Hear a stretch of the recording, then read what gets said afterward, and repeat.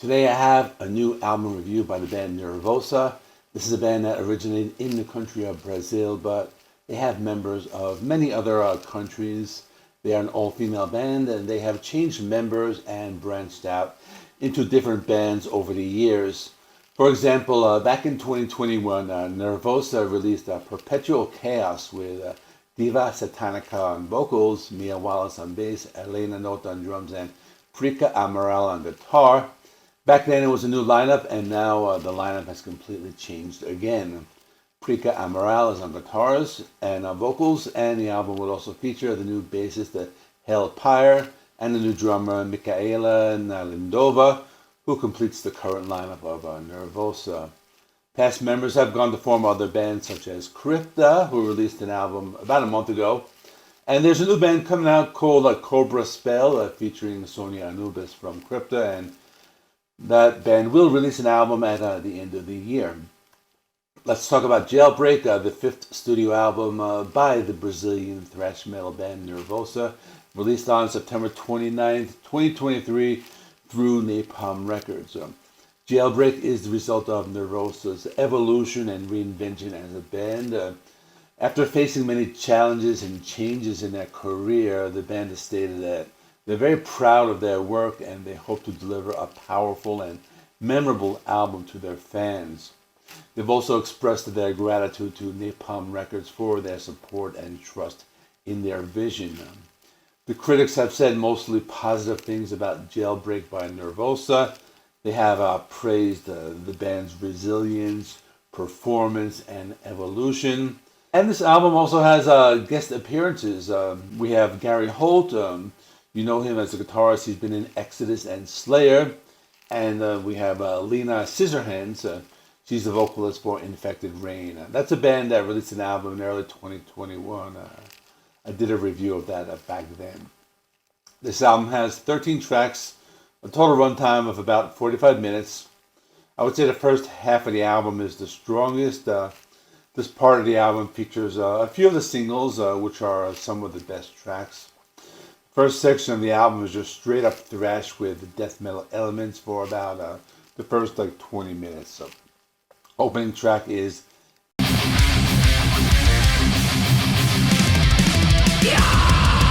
Endless Ambition. This is it's a thrasher. The song has a heavy chugging sound. It has elements of death metal, and that's more apparent in the verse section where they deliver some harsh vocals and rapid fire tremolo picking.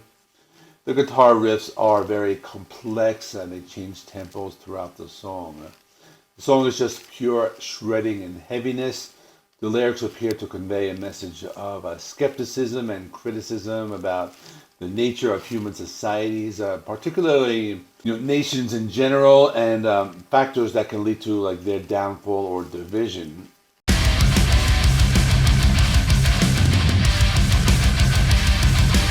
Suffocare is another heavy song with some thrash metal elements. The tempos speed up in the first verse. I found that the song had a lot of death metal components as well. As the song moves towards the end, they really turn up the heaviness.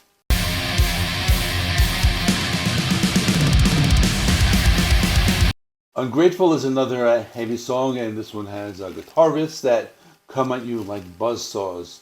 They speed it up during the verses and go through different changes with the rhythms. The drumming is very intense in the song, and there are a lot of blast beats.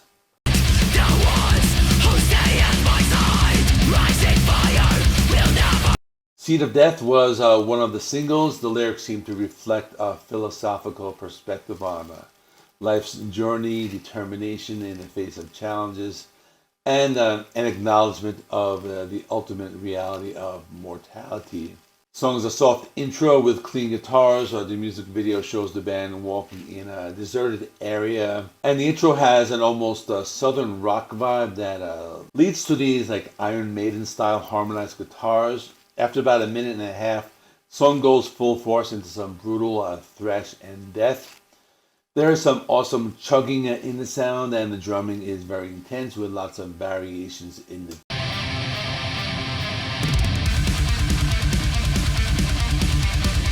Jailbreak is the album's title track. This was released as a single on August 2nd, 2023.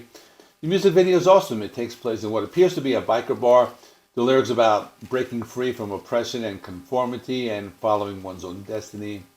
They suggest that pretending to follow the rules while secretly subverting them may be an effective strategy for challenging the status quo. The song has a typical thrash and death metal sound, but also draws from some classic metal with the slight Motorhead influence. The rhythm is pretty fast-paced, and they incorporate a few different vocal styles. The song also has a catchy chorus. I'm sure that would sound great in a live setting. The harmonized guitars also sound very good. Now we're about at the halfway point of the album. The next 3 songs are also very good. I feel they were going for an old school thrash metal song on the next 3. So let's talk about them.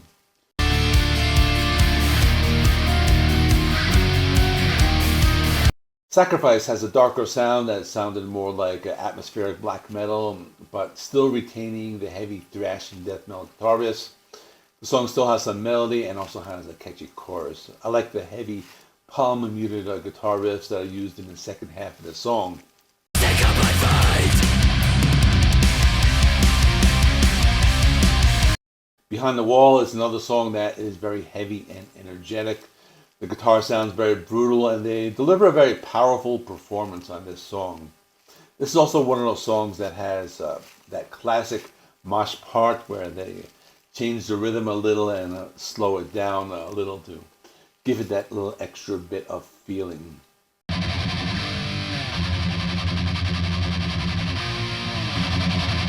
Kill or Die is a song that reminded me of old school thrash metal.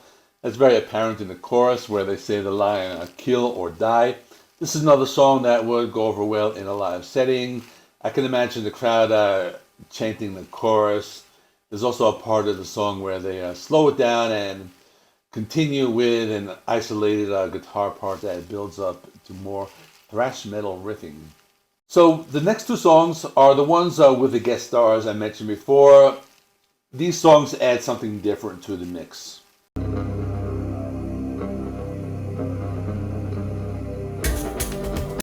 When the Truth is a Lie features Gary Holt. This song caught me off guard at first because the intro was kind of strange. It was slow and atmospheric and almost sounded like industrial music.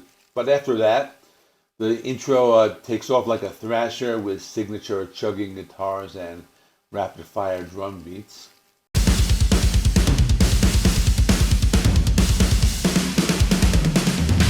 Superstition Failed features Lena Scissorhands.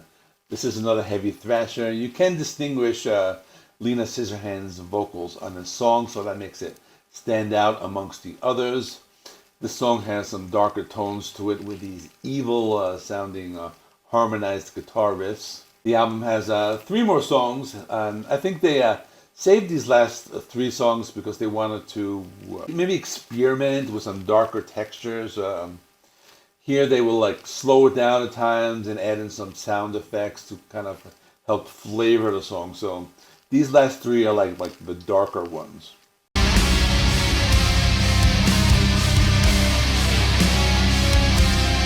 Gita To The Foam is a little different. The first part of the song is very slow and dark, and then they pick up the pace and continue with heavy thrashing guitar riffs. The song has a dark and eerie feel. They play a lot of slower guitar riffs that fit in with the faster rhythms.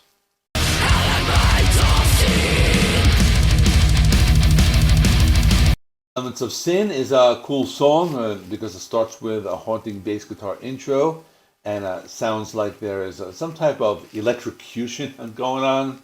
But then the song takes off and it sounds like a mix of old school thrash metal with elements of death metal. They have both the chugging sound of thrash and the complexity of death metal. They switch gears a few times in the song, and they also sprinkle in some blazing guitar solos. I like the galloping sound as well as the overall heaviness of the song.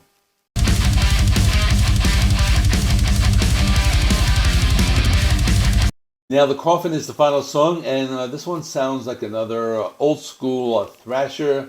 This is apparent in the heavy and chugging rhythms. The middle of the song has some melodic parts but during this time they never sacrificed any of the heaviness. There's even a part in the middle of the song that incorporates some Iron Maiden style guitar harmonies, and the song ends with some scary sound effects that sound like they're nailing a coffin. It was a nice touch to end the album.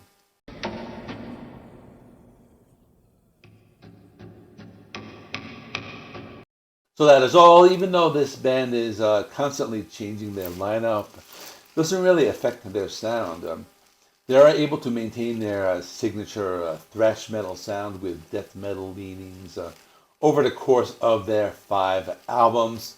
This one is not much different than their other albums. One thing that makes this band stand out is that they are very melodic. It's not all about the heaviness. There are some memorable choruses and a lot of guitar harmonies throughout the songs. I think this was very good. My score is an 8 out of 10. Let me know in the comments what you thought. If you're interested, here's my review of Perpetual Chaos from 2021. Please like this video. It helps me with the YouTube algorithm. And subscribe if you haven't already. I'll see you in the next one.